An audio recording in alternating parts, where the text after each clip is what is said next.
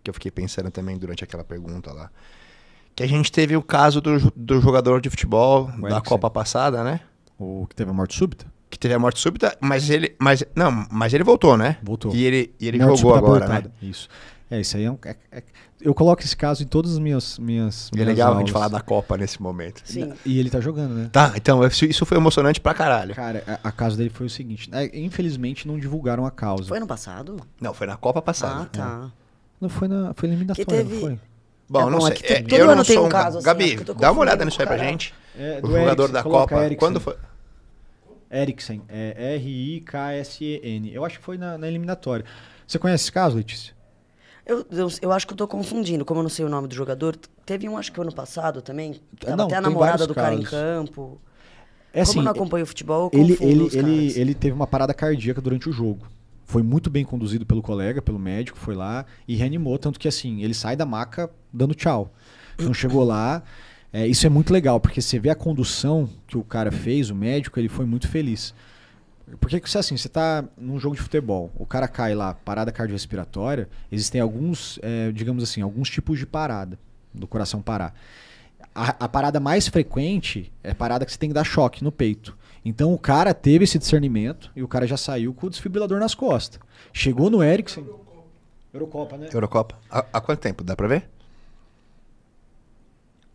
6 de julho de 2021.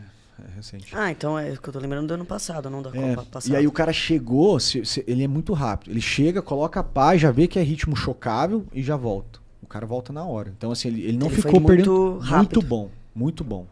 Pensou na epidemiologia e falou: esse cara deve estar fazendo algum ritmo chocável. Então, assim, qual que é o problema?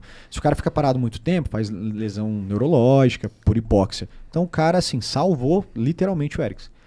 Não divulgar a causa da parada. Eu ia te perguntar por quê. Não divulgar a causa. Não sei se foi uma miocardite, que é uma inflamação do coração. Não sei se tinha alguma coisa de base antes. E aí implantaram um CDI nele. Deixa eu só fazer um corte. Você sabe que eu tinha um aluno, quando eu trabalhava na Competition, foi exatamente assim. Ele treinava comigo há uns 2, 3 anos. Uhum. E aí eu montei um treino pra ele. Tinha thruster e alguma saía e fazia uma remada curvada. Mas ele era jovem. Ele devia ter lá os seus 18, 19 anos.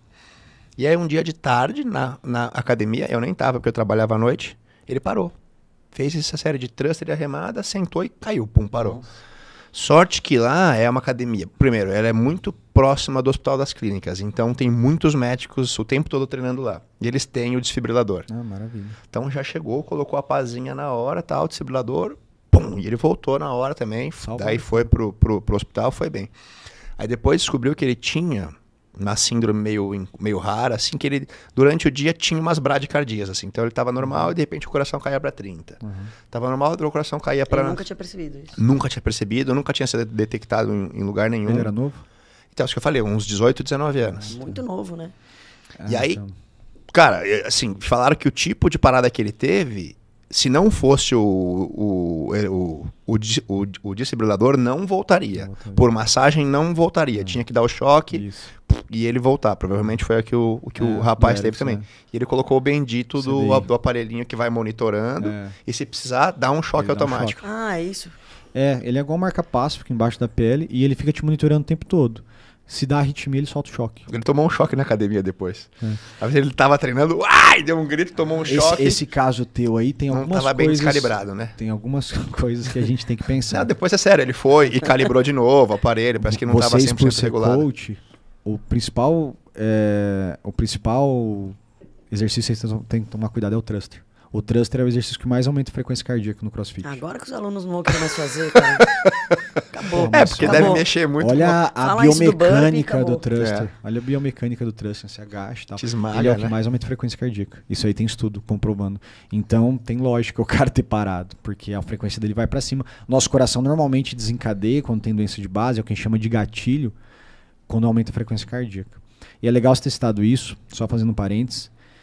Se você pegar a mídia, divulga assim sempre. Jogador de futebol, morreu em campo, infarto. Não sei o que lá, infarto. Infarto. Cara, abaixo de 35 anos, não que não possa ser, a chance de ser infarto é muito pequena. Tem outras doenças, que é por isso que o cardiologista, principalmente do esporte, tem que ficar esperto. Outras doenças que tem gatilho. Por exemplo, esse menino aí, Às vezes um eletrocardiograma poderia ter pego essa alteração, né? Ele teve muita sorte, Eu acho que foi bem conduzido.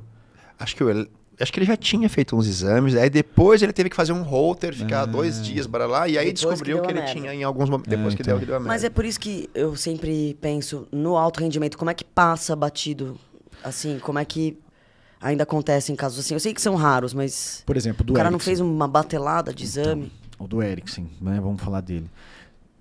Quais são as doenças mais comuns antes dos 35 anos que matam? Chama miocardiopatia hipertrófica, essa é a mais comum.